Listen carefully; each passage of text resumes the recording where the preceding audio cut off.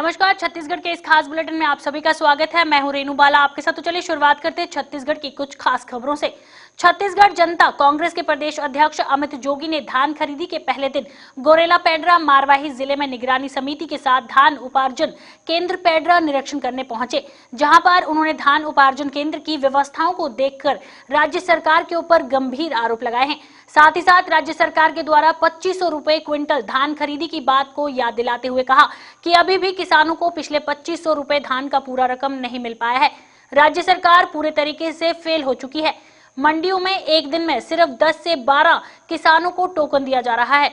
अगर इस हिसाब से खरीदारी होगी तो किसानों का धान खरीदने में 6 महीने लग जाएंगे। हम प्रदेश के 2000 समितियों में जा रहे हैं और देख रहे हैं किस गति से धान खरीदा जा रहा है। उसे देखकर लगता है कि धान खरीद में 1 वर्ष भी कम पड़ जाएगा। वहीं अमित जोगी ने धान सत्याग्रह के अंतर्गत अपनी 4 मांगे उठा के एक धान कम न पड़े बारदाना, एक मुश्त 2500 दिलाना और बिचौलियों को भगाना को लेकर एसडीएम दिगेश पटेल को राज्यपाल के नाम ज्ञापन सौंपा।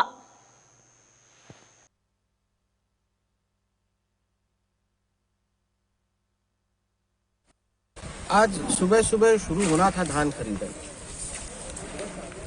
शासन की ओर से कांग्रेस पार्टी के माननीय नेताओं को मुख्य अतिथि बनाया गया। कोई 3 बजे पहुंच रहा है, कोई 12 बजे पहुंच रहा है। तो वैसे ही विलंब से शुरू हुई धान खरीदी। जो हमारे जिले की सबसे बड़ी समिति है, पेंड्रा समिति, जहां आज हम लोग खड़े हैं, यहाँ पर आज मात्र 13 किसानों का धान खरीदा जा रहा है। केवल 13 किसानों को टोकन दिया गया है। गोरेला जो दूसरी बड़ी समिति है, वहां मात्र 8 किसानों को टोकन दिया गया है। पूरे जिले में लगभग 15,000 किसान पंजीकृत हैं। इस गति में तो 2 महीने नहीं 6 महीने लग जाएंगे किसानों का धान खरीदने में।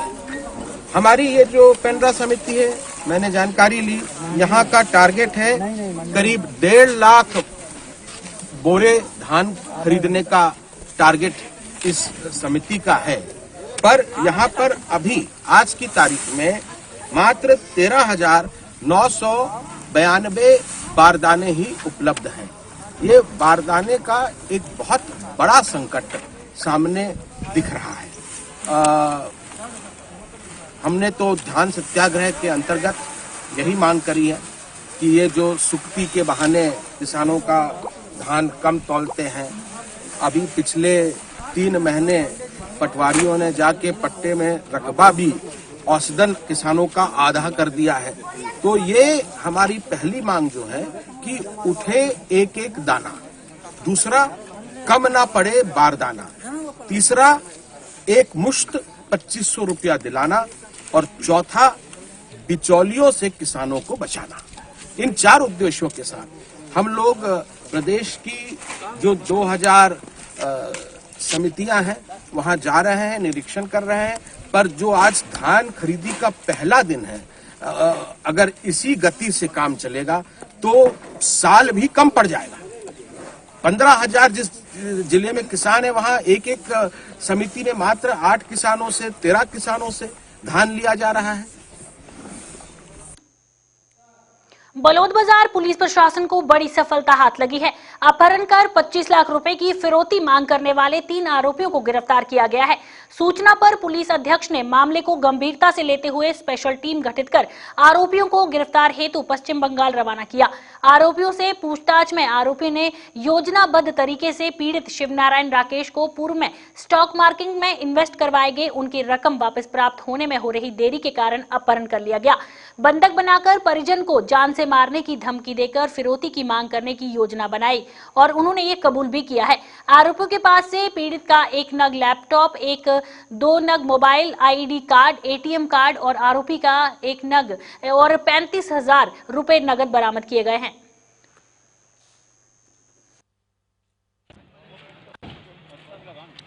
दिनांक 27 नवंबर 2020 को प्राथिया कौशल्याबाई पति शिव नारायण राकेश निवासी बिलाईगढ़ द्वारा सूचना दी गई कि उनके पति शिव नारायण राकेश को कुछ लोग अपहरण कर रख लिए हैं। वह 25 लाख रुपए की फिरौती मांग रहे हैं। मामले की गंभीरता को देखते हुए तुरंत एफआईआर थाना बिलाईगढ़ में किया गया। धारा 342, 386, 387 आईपीसी के अंतर्गत व वरिष्ठ अधिकारियों को सूचना दी गई। मामले की संवेदनशीलता को देखते हुए पुलिस अधीक्षक महोदय श्री IK एलेसेला साहब व एडिशनल एसपी मैडम निवेदिता पाल द्वारा टीम बनाकर तुरंत पश्चिम बंगाल भेजा गया, जहां थाना दासपुर, जिला मोदिनीपुर, पश्चिम बंगाल से 3 आरोपियों के साथ में पीड़ित शिव नारायण राकेश को बरामद किया गया। इसमें मुख्य आरोपी मलय उर्फ राहुल बाग, आरक जाना, चित्रंजन बाग, ये 3 मुख्य आरोपी थे, जिनके समक्ष से पीड़ित शिव नारायण राकेश को बरामद किया गया। वह पीड़ित के 2 नग मोबाइल, आरोपियों का 1 नग मोबाइल, 35,000 रुपए नकदी व कुछ ID कार्ड्स बरामद किए गए हैं।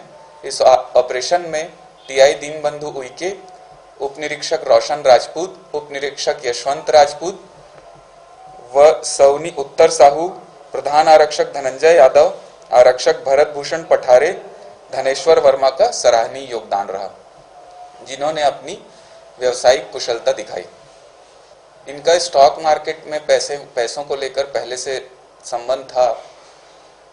उसी पैसे के लेन देन को लेकर इन्होंने इसका अपहरण किया था।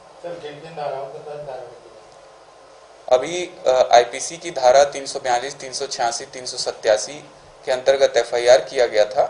वह धारा 120B व 364। जगदलपुर में एक हैरत कर देने वाली खबर सामने आई है, जहां बैंक ऑफ इंडिया के अलग अलग एटीएम मशीनों से 1 करोड़ रुपया घटना सामने आई है, जहां पिछले 1 माह से 1.25 करोड़ लाख रुपया गायब हो चुका है। सबसे बड़ी बात यह है कि एटीएम से निकाली गई इस रकम की एंट्री मशीन में नहीं दिखाई दे रही है। बैंक अफसरों ने जब एटीएम के हिसाब का मिलान किया तो ये बड़ी गड़बड़ी सामने आई। इस घटना के सामने आने के बाद बैंक कर्मचारियों के होश उड़ गए। जब एक्सपर्ट ने मामले की जांच की तो समझ में आया कि किसी ने एटीएम से बकायदा पैसे निकाले हैं, लेकिन इसकी एंट्री नहीं हो पाई है। इसके बाद पूरी रकम का हिसाब किया गया तो करीब 1 करोड़ रुपए गायब मिले। इसके बाद मामले की जानकारी पुलिस को दी गई तो मामला गंभीरता में हुए तत्काल सिटी कोतवाली पुलिस ने अज्ञात लोगों के खिलाफ एफआईआर दर्ज कर लिया है और मामले को सुलझाने में जुट गई है। कोतवाली जगदलपुर क्षेत्र का है, जहां इस संबंध में SBI मेन ब्रांच जगदलपुर की ओर से एक लिखित शिकायत आवेदन प्रस्तुत किया गया है कि माह सितंबर, अक्टूबर और नवंबर 2020 के दौरान कुछ व्यक्तियों के द्वारा जो है SBI बैंक के जो ATM है, उन ATM पर जो ATM के माध्यम से राशि विड्रॉल किया गया है और विड्रॉल करने के पश्चात पुनः जो है कंप्लेन लॉन्च कराया गया है कि पैसा जो है इनके द्वारा आहरित नहीं किया गया है। और इस संबंध में जांच पश्चात SBI की ओर से यह आवेदन दिया गया है कि इस समयावधि में जो है करीब 1 करोड़ रुपए के आसपास जो है ना गलत तरीके से जो राशि है वो अज्ञात व्यक्तियों के द्वारा जो है आहरित किया गया है और इनके कंप्लेन के आधार पर जो है संबंधित SBI के द्वारा संबंधित खाते में बैंक के माध्यम से रुपए भी जो है रिफंड किया गया है। और अभी वर्तमान में जो है यह मामला थाना कोतवाली के अंतर्गत जो है विवेचनाधीन। अखिल भारतीय किसान संघर्ष समन्वय समिति, संयुक्त किसान मोर्चा और देश के 500 से अधिक किसान संगठनों के आह्वान पर प्रदेश में छत्तीसगढ़ किसान आंदोलन के 21 घटक संगठन 3 दिसंबर को पूरे प्रदेश में चक्का जाम करेंगे।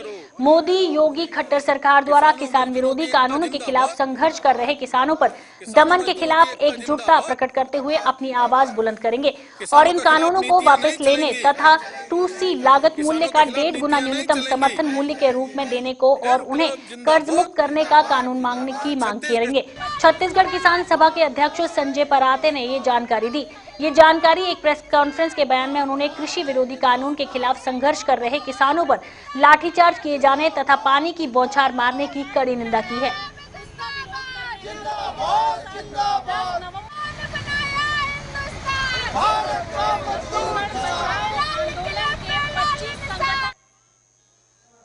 छत्तीसगढ़ के गृह मंत्री तमरध्वज साहू एक दिन के दौरे पर धमतरी पहुंचे। इस दौरान उन्होंने पुलिस और लोक निर्माण विभाग के अधिकारियों से उन्होंने मुलाकात कर संक्षिप्त चर्चा की और इस मौके पर गृह मंत्री ने मीडिया से महत्वपूर्ण मुद्दों पर भी चर्चा की। गृह मंत्री नक्सलवाद के मामले में उन्होंने कहा है कि नक्सल मोर्चे पर फोर्स की थोड़ी कमी है और सीमित फोर्स के साथ ही काम चलाया जा रहा है। आरक्षकों के पे ग्रेड को 1800 से 2800 करने की जो मांग सोशल मीडिया के जरिए सामने आई थी, उस पर गृह मंत्री ने कोई स्पष्ट स्थिति नहीं दी। हालांकि पुलिसिंग की बेहतरी के लिए उन्होंने मीडिया के माध्यम से सुझाव जरूर मांगे।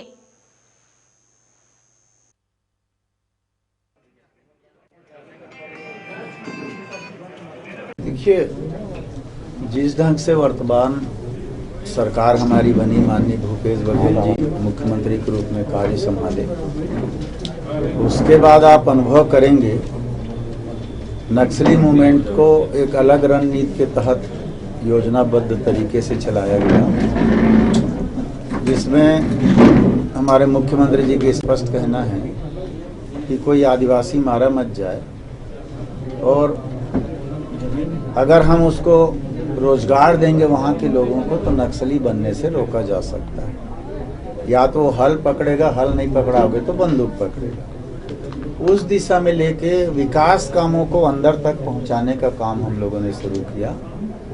इसलिए आप देखेंगे इस 2 साल में सर्वाधिक नक्सली मारे गए, सर्वाधिक नक्सली सरेंडर किए, सर्वाधिक नक्सली गिरफ्तार हुए। लोन बराटू करके वहाँ की भाषा में घर वापसी उसका मतलब होता है। स्कीम चलाए, उसके तहत भी काफी लोग आए।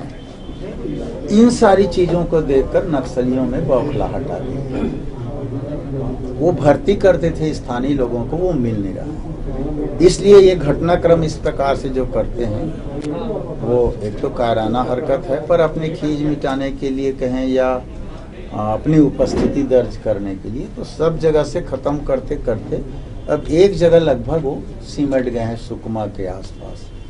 तो रही सवाल बटालियन की बात, तो बटालियन हम लोग अलग अलग जगह जो हमारा काम चलता है, चाहे रोड का काम चले या सिक्योरिटी का चले, तो जहाँ जितना जरूरत होता है उस हिसाब से हम लोग मांग करते हैं।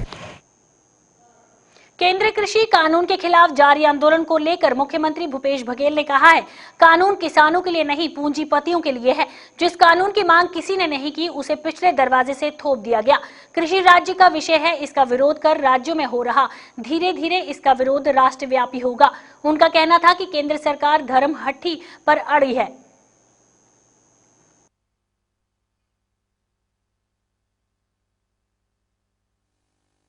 जिस बात है कि ऐसा कानून जिसकी मांग किसी ने नहीं की थी, न किसी राजनीतिक दल ने, न किसी किसान संगठन ने, ऐसे कानून को पीछे दरवाजे से इसको थोप दिया गया। जबकि कृषि है वो राज्य का विषय है, लेकिन विपणन शब्द जोड़ के केंद्र सरकार ने उसे 3 कानून पास किए, जिसका विरोध सर्वत्र हो रहा है। अभी तो पंजाब और हरियाणा के किसान और उसके बाद फिर उत्तर प्रदेश और फिर महाराष्ट्र किसान धीरे धीरे ये पूरे राष्ट्रव्यापी ये होगा। लेकिन केंद्र सरकार आध्यात्मिकता पे अड़ी हुई है। ये कानून किसानों के लिए नहीं है, पूंजीपतियों के लिए है, और इसीलिए किसान इसका विरोध कर रहे हैं। राजीव गांधी किसान न्याय योजना की केंद्र सरकार के हस्तक्षेप पर मुख्यमंत्री भूपेश बघेल ने 2 टूक कहा है कि छत्तीसगढ़ सरकार किसानों के साथ है। केंद्र के तुगलकी फरमान की वजह से ही राजीव गांधी किसान न्याय योजना शुरू करने का फैसला लिया गया है और आगे भी अगर केंद्र से लड़ाई लड़नी पड़ेगी तो वो जरूर लड़ेंगे। उनका कहना था कि किसान हित उनके लिए सर्वोपरि है। छत्तीसगढ़ सरकार किसानों के साथ, किसानों के हित के लिए हमेशा तत्पर है और वो लड़ाई लड़ती रहेगी। दूसरा, यदि केंद्र सरकार जिस प्रकार से बोनस नहीं देने पर उन्होंने तुगलकी फरमान जारी किया, उसके कारण से हमको राजीव गांधी किसान न्याय योजना लाना पड़ा। आगे उसी प्रकार से यदि अड़चने आएगी तो हम किसान के पास जाएंगे। यदि ऐसी कोई स्थिति बनती है तो किसान हमारे अन्नदाता हैं और उसके साथ बातचीत करने में कोई संकोच नहीं होना चाहिए। और सबको विश्वास में लेते हुए यदि केंद्र सरकार से यदि लड़ाई लड़नी पड़े तो वो भी लड़ी जाएगी, लेकिन किसान के हित सर्वोपरि है। कृषि मंत्री रविंद्र चौबे ने धान खरीद को किसान महापर्व के रूप में देख रहे हैं, इसलिए किसानों में काफी उत्साह देखा जा रहा है। सरकार ने 90 लाख मैट्रिक टन धान खरीद का लक्ष्य रखा है और वह अवश्य पूरा होगा। कल धान खरीद का पहला दिन था, जिसमें पूरे प्रदेश भर में 10 लाख क्विंटल धान की खरीद हुई, जिसके चलते धान केंद्रों में काफी उत्साह देखने को मिला। छत्तीसगढ़ में अभी दीपावली का पर्व हम लोगों ने मनाया। छत्तीसगढ़ के किसानों के लिए धान खरीदी महापर्व के रूप में लोग इसको महसूस कर रहे हैं। सरकार ने जो लक्ष्य निर्धारित किया है कि 90 लाख मीट्रिक टन धान की खरीदी करेंगे, कल पहला दिन था। पूरे प्रदेश में 10 लाख क्विंटल धान एक ही दिन में किसानों ने हमारे उपार्जन केंद्रों में लाया और सरकार के द्वारा प्राइमरी सोसाइटी के माध्यम से खरीदी की गई। इससे ऐसा लगने लगा है कि धान के विक्रय के लिए किसानों में बेहद उत्साह है। आरोप प्रत्यारोप करने वालों के मुंह में तमाचा है और सारे अवरोधों के बावजूद भी केंद्र सरकार ने जिस तरीके से बारदाने की पूर्ति के लिए और अन्य प्रकार से समय समय पर पत्र लिख करके, मैं ऐसा समझता हूं कि छत्तीसगढ़ के धान खरीदी को प्रभावित करने की कोशिश की। कल पहला दिन जिस तरीके से महापर्व में किसानों ने योगदान दिया, आपको लगेगा कि हमारा जो लक्ष्य निर्धारित है उससे भी ज्यादा धान की खरीदी हम करेंगे। छत्तीसगढ़ के इस खास बुलेटिन में फिलहाल इतना ही। देश और दुनिया की तमाम खबरों के लिए बने रहिए JK 24/7 न्यूज के साथ।